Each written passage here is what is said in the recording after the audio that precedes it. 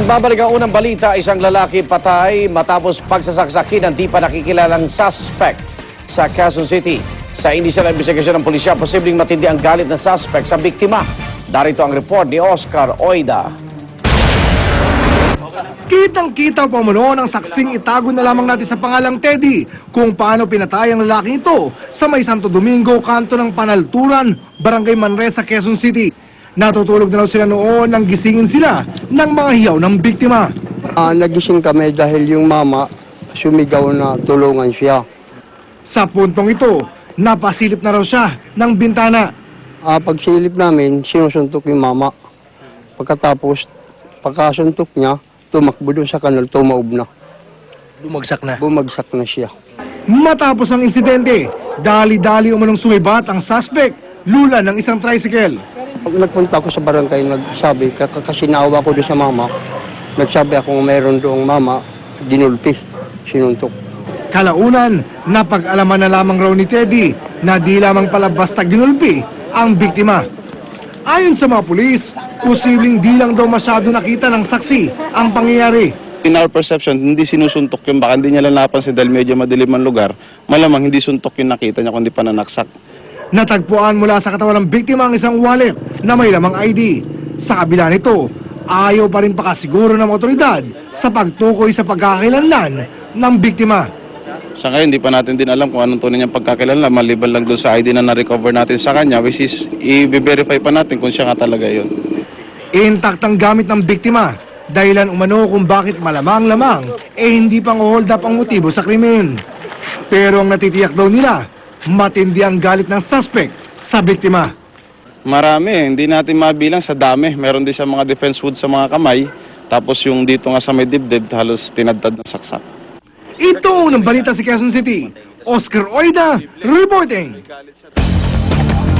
Isang patay habang 11 sugatan sa pagsabog ng granada sa peryahan sa Carmen, North Cotabato. Ayon sa pulisya, nanonood lang sa peryahan ng biktima si Joseph Tumeldin nang ihagis ng isang di pa nakikilalang lalaki ang granada. Mga bata po ang karamihan sa mga nasugatan. Naganap ang pagsabog isang araw bago ang ika-55 anibersaryo ng pagkakatatag ng bayan ng Carmen. Tuloy ang investigasyon ng pulisya para makilala ang mga nasa likod ng pagpapasabog.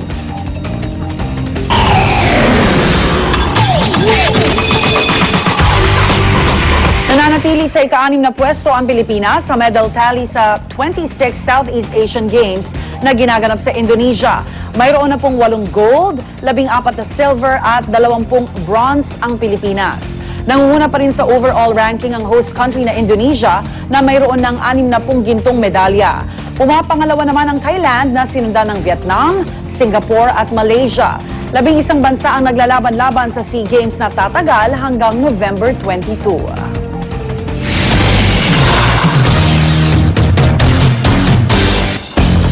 Mga bagong ambulansya ng Armed Forces of the Philippines ibinida sa ika-77 anibersaryo ng Department of National Defense. 23 High Mobility Multi-Purpose Wheeled Vehicle o Humvee na ambulansya ang binili. Kompleto ang mga gamit ito sa loob at maaaring isabak kahit saang lugar sa kahit anong uri ng panahon.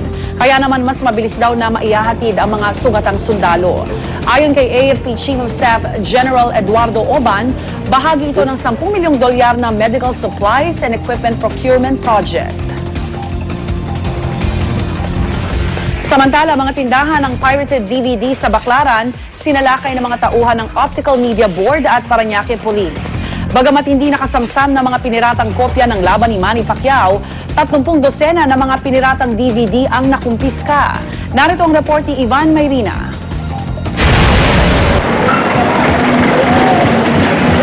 Dahil pati mga laban ni pambansang kamao Manny Pacquiao madalas ang pinipirata, napasalakay ang Optical Media Board at Parañaque Police sa Quirino at Dimasalang sa Baclaran magtatakip silip. Banga raw kasi ang laban naman ni Pacquiao kontra kay Marquez, ang latest silang napirata. Once and for all, linisin na natin area dito kasi minsan nagbebenta rito ng mga bold movies eh. Same time, anticipate natin pagbagsak din ng mga Pacquiao Marquez bout.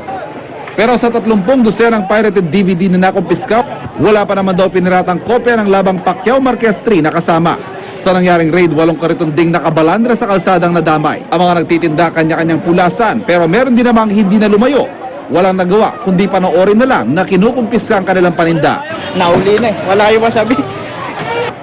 Bahagya rin nagkatensyon na maghamon ng isang tindero ng DVD matapos umanong suntukin ng pulis ang kanyang pamangkin.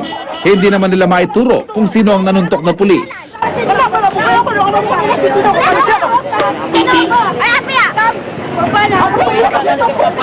Palit-lit nung kapinsa ko, pinapatulan nila porket polis kayo.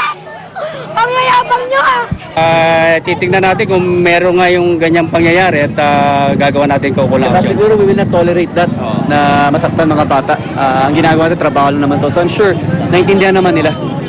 Pero wala naman ganun siguro mangyayari. Before this kasi nag-pre-op na kami. Pinag-usapan namin yung senaryo na walang masasaktan.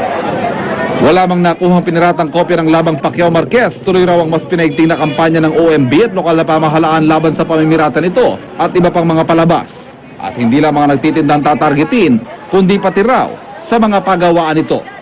Para sa unang balita, Ivan Mayrina reporting. Isang pusa inakyat ng 20 talampangang cactus sa Arizona sa Amerika. Pilot episode ng Survivor Philippines Celebrity Double Showdown, sama-samang pinanood ng castaways. Huwag pahuli, tutok lang sa unang balita.